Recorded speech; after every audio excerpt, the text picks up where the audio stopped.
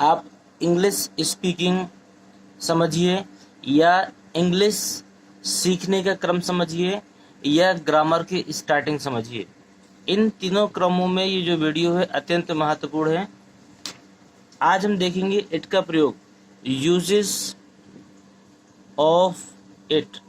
It का प्रयोग आप कहाँ कहाँ करेंगे और कैसे करेंगे, तो नियमों को देख लेते हैं। सबसे पहले कहाँ कहाँ प्रयोग करेंगे।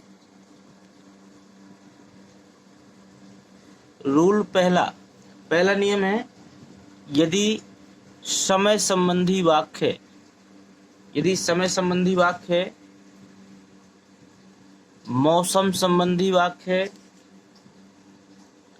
दिनों से संबंधित वाक्य है, जैसे आज शनिवार है, आज सोमवार है, मौसम कैसा हो गया कि जैसे इसमें आप मान सकते हैं कि आज सर्दी बहुत है, आज का मौसम सुहावना है। समय में क्या होगा, 7:30 बजे हैं, 3 बजे हैं, 5 बजे हैं, 11:30 बजे हैं, इस तरह का कुछ भी हो सकता है। अगला, महीना संबंधी वाक्य, जैसे जनवरी का महीना है, दिसंबर का महीना है, और भी कई हो सकते हैं। ऋतु संबंधी वाक्य,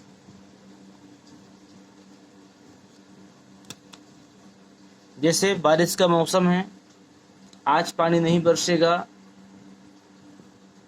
ठीक है, इत्यादि कई वाक्य हो सकते हैं।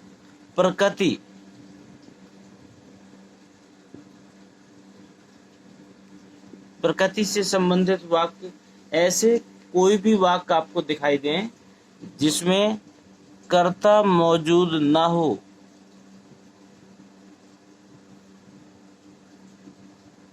जिसमें कर्ता मौजूद ना हो, ऐसे वाक्यों को हम इट से बनाते हैं। किससे बनाते हैं, इट से बनाते हैं। ऐसे वाक्यों की शुरुआत हम किससे करते हैं, इट से करते हैं। और कुछ दूसरा नियम है इसमें,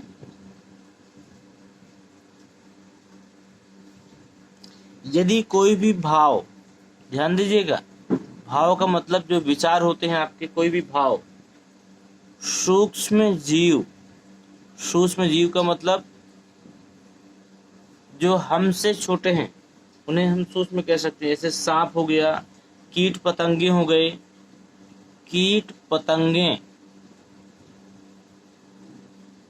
ये गलत है, पतंगे, या वे जंतु जिसका या जिनका मानव जीवन पर कोई प्रभाव न पड़े,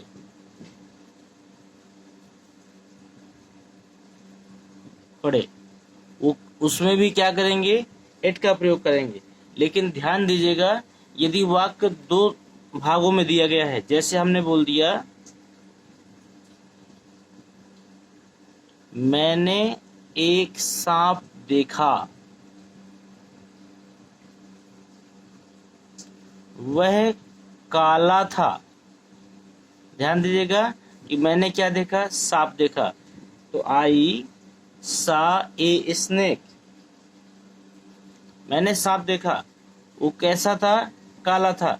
तो कायदे से वह की स्पेलिंग क्या होती है, या तो ही होती है, या सी होती है, ठीक है, या दैट होती है। लेकिन हम इसमें तीनों में से कुछ नहीं लगाएंगे। यदि इस तरह का कोई शब्द है जो रिपीट हो रहा है और वो क्या है, सूक्ष्म जीव है, कीट पतंगे हैं, या वे जंतु हैं जिनका मानव जीवन पर कोई प्रभाव ना पड़े विशेष रूप से, उनकी शुरुआत हम इट से करते हैं। It was black. अगर हम कुछ और बोल दें, उसकी पूंछ लंबी थी, हमने क्या कहा, उसकी पूंछ लंबी थी, तो फिर से वही चीज रिपीट हो गया। ये बात किसके लिए होती है, सांप के लिए। तो क्या कर देंगे, इट्स टेल, उसकी पूंछ कैसी थी, वाज लॉन्ग, उसकी पूंछ लंबी थी। तो ध्यान दीजिएगा कि वे सूक्ष्म जीव, कीट पतंगे, या भाव जो इंसान के भाव प्रदर्शित होते हैं जिनका मानव जीवन पर कोई प्रभाव नहीं पड़ता है, उनमें भी क्या करते हैं हम, इट का प्रयोग करते हैं, या फिर एक वाक्य से अधिक वाक्य दिए गए हों और कर्ता सेम हो लेकिन वो इंसानी प्रजाति को संबोधित ना करें, तो वहां फिर भी हम किसका शुरुआत करते हैं, इट से वाक्य की शुरुआत करते हैं। उम्मीद करते हैं आपको ये नियम समझ में आ गए होंगे। और एक नियम है आपका,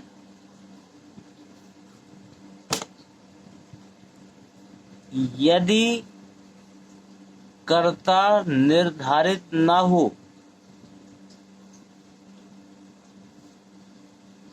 यदि कहीं पर कर्ता निर्धारित ना हो तो वहां पर भी आप कर्ता के रूप में इट का प्रयोग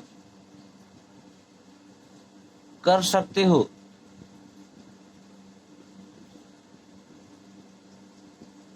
वहां पर भी आप इट का प्रयोग कर सकते हैं। उम्मीद करते हैं ये तीनों नियम आपको समझ में आ गए होंगे। तीनों नियम अत्यंत महत्वपूर्ण है। इन्हीं नियमों से आपकी पूरी वीडियो तैयार होनी है और पूरी क्लास आपकी इन्हीं नियमों से खत्म होगी। और उम्मीद करते हैं कि ये चीज़ आपको बेहतर तरीके से समझ में भी आएंगी। एक साधारण सा मैं सूत्र बता देता हूँ इसका, जिसे आप याद रखेंगे। सबसे पहले इट होगी, इसके बाद होगी हेल्पिंग वर्ब। हेल्पिंग वर्ब का मतलब सहायक क्रिया, जिसमें is, am, are, was, were, has, have, had या एनी अदर कोई भी सहायक क्रिया जिसकी आवश्यकता पड़े। इसलिए मैंने यहाँ पर सिर्फ हेल्पिंग वर्ब लिखा है, कोई भी सहायक क्रिया हो सकती है। साथ में मेन वर्ब भी हो सकती है। कई वाक्य ऐसे होंगे जो टेंसों से संबंधित होंगे, तो उसमें मेन वर्ब आपकी आएगी। और उस मेन वर्ब की कैसी फॉर्म होगी ये टेंस की प्रकृति पर निर्धारित करता है। और यदि टेंस वाला वाक्य नहीं है तो वहां पर आप मेन वर्ब नहीं लगाएंगे और वहां पर सीधे क्या कर देंगे, अदर वर्ड, अन्य शब्दों को आप स्थान दे देंगे। यदि वाक्य नकारात्मक है तो आप हेल्पिंग वर्ब के तुरंत बाद नॉट का प्रयोग कर सकते हैं। यदि वाक्य नकारात्मक है तो हेल्पिंग वर्ब के तुरंत बाद क्या लगा सकते हैं, नॉट लगा सकते हैं। और एक चीज क्या है, प्रश्नवाचक यदि है, प्रश्नवाचक वाक्य है तो हम सबसे पहले क्या करेंगे, सबसे पहले हम हेल्पिंग वर्ब को लिखेंगे, फिर लिखेंगे हम इट को और फिर नॉट करेंगे। और फिर अगर दिया गया है तो मेन वर्ब करेंगे और यदि नहीं दिया गया है तो हम इसको छोड़ सकते हैं और फिर अदर वर्ड, और फिर हम लगाएंगे प्रश्नवाचक चिन्ह। उम्मीद करते हैं तीनों नियम आपके दिमाग में पूरी तरह चले गए होंगे और पूरे जीवन नहीं भूल सकते हैं आप।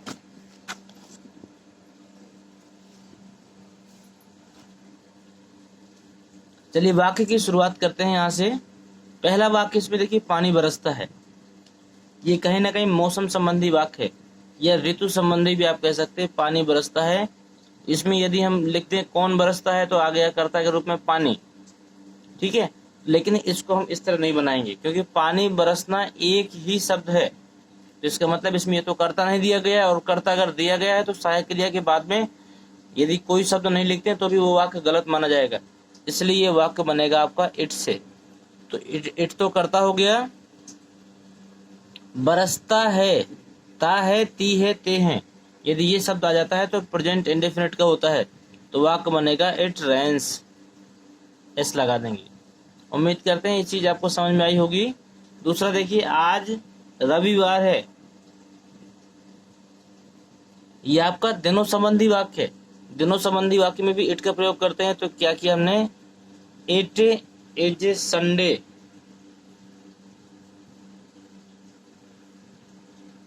टुडे। अगला है शनिवार का दिन था, शनिवार का दिन था, तो ये भी आपका इट से ही बनेगा, इट वाज सैटरडे। अब का ही दिन था या का दिन था, बात एक ही है। सैटरडे मतलब शनिवार, तो शनिवार था या शनिवार का दिन था, एक ही शब्द है दोनों। अगला, क्या कल बहुत गर्मी थी। देखिए शुरू में प्रश्नवाचक शब्द आ गया, शुरू में प्रश्नवाचक शब्द आ गया, तो इसमें हम क्या करते हैं, सबसे पहले हेल्पिंग वर्ब को लाते हैं। तो कल बहुत गर्मी थी, तो यहां पर आ जाएगा सबसे पहले was it very hot yesterday. अगर भूतकाल में है तो यस्टरडे आएगा कल का, और भविष्य काल में है तो टुमारो आएगा। तो यहाँ पर कल बहुत गर्मी थी, बीता हुआ समय है, इसलिए हमने क्या लगा दिया, यस्टरडे। अगला है दिसंबर का महीना था, ये आपका महीना संबंधी वाक्य है, तो क्या होगा, it was the month of December.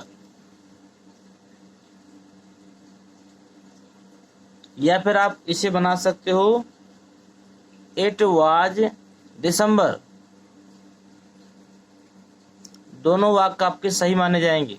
अगला है रात का समय था, कब का समय था, रात का समय था, ये आपका समय संबंधी वाक्य है, ये भी बनेगा आपका इट वाज नाइट। अगला है 7 बजे हैं, इट इज 7 o'clock, 7 बजे हैं। आज पानी नहीं बरसेगा, ये भी आपका मौसम संबंधी है, it will not rain today, आज पानी नहीं बरसेगा। अब देखिए एक वाक्य आ गया, मैंने एक कुत्ता देखा, किसने देखा, मैंने, आई सा ए डॉग, मैंने एक कुत्ता देखा, ये पास्ट इंडेफिनिट में बनेगा, फुल स्टॉप। वह काला था, देखिए कुत्ता एक बार है लेकिन दोबारा उसी कर्ता को यूज करना है तो हम इट का प्रयोग करेंगे, क्योंकि बार बार उसका नाम नहीं लिखेंगे। इट वाज ब्लैक, उसकी पूंछ लंबी थी, इट्स टेल वाज लॉन्ग, मैंने उसे मार डाला, आई किल्ड इट, मैंने उसे क्या किया, मार डाला। ये आपका वाक्य बन गया। अगला है सुबह के 7 बजे हैं, कब के, सुबह के, ये समय संबंधी वाक्य है, तो ये भी इट से बनेगा, इट इज 7 o'clock। सभी छात्रों से या सभी दर्शकों से निवेदन है कि आप इस वीडियो को देखते देखते शेयर जरूर करते जाएं, क्योंकि आपका एक छोटा सा प्रयास कई बच्चों के शिक्षण कार्य में बहुत बड़ी हेल्प कर सकता है। और हम भी चाहते हैं कि हमारी निःशुल्क क्लासें अधिक से अधिक बच्चों तक पहुंचें, क्योंकि सरकार भले आपका साथ दे या ना दे, क्योंकि एजुकेशन उनकी नज़र में शायद कुछ नहीं है, क्योंकि प्राथमिकता चुनाव को हो सकती है, राजनीति को हो सकती है, लेकिन शिक्षण कार्य को नहीं हो सकती है। लेकिन हम अपना प्रयास यही करेंगे कि आपका शिक्षण कार्य में किसी भी प्रकार का बाधा ना बने, और आप इस कोरोना काल के समय में भी आप अपने समय का सदुपयोग कर सको और उन चीज़ों को सीख सको जो चीज़ें आपको नहीं आती हैं। तो हमारा ये जो प्रयास है ये आपके ही मदद से आगे बढ़ सकता है। तो आप अधिक से अधिक बच्चों को और अधिक से अधिक जान पहचान वालों को इस वीडियो को शेयर करें, ताकि सभी लोग इंग्लिश को सीख सकें और अपने इन खाली दिनों में कुछ बेहतर कर सकें। उम्मीद करते हैं सभी छात्र ध्यान से कम अपने 10 मित्रों को जरूर शेयर करेंगे। अगली ये देखिए, जोर से वर्षा हो रही है, कैसे हो रही है, जोर से वर्षा हो रही है, इसका बनेगा it is raining, it is raining heavily. देखिए रेनिंग क्यों आया, क्योंकि रहा है, रही है, रहे हैं, जब ये शब्द आ जाता है तो ये प्रेजेंट कंटिन्यूअस का वाक्य हो जाता है, इसीलिए हमने वहां पर लिखाया था हेल्पिंग वर्ब, क्योंकि यहाँ कुछ भी आ सकता है। यहाँ पर देखिए विल आया, यहाँ पर इज आया, यहाँ पर वाज आया, यहाँ पर आपकी सेकेंड फॉर्म आ गई, तो कुछ भी आ सकता है, इसलिए आपको मैंने वहां पर हेल्पिंग वर्ब बोला था। वाक्य के भाव के अनुसार आपको लगाना है। हेवली माने होता है जोर से, रेनिंग माने होता है वर्षा होना। अगला है मार्च का महीना था,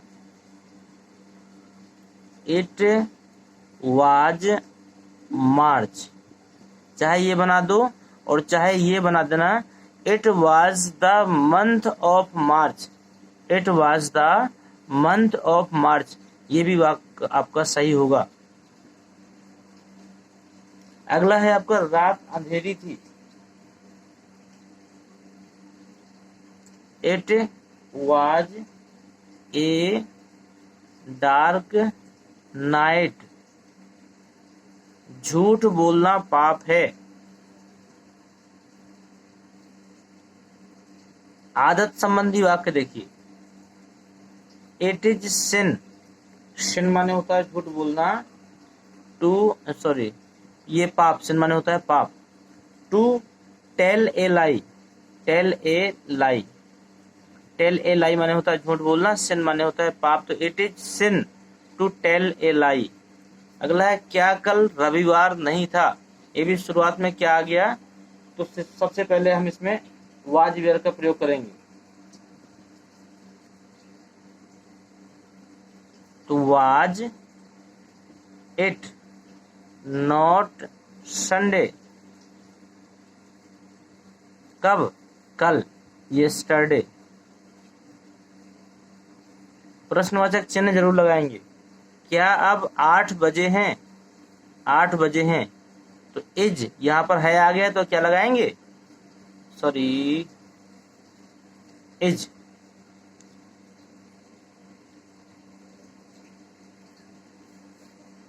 इज इट 8 o'clock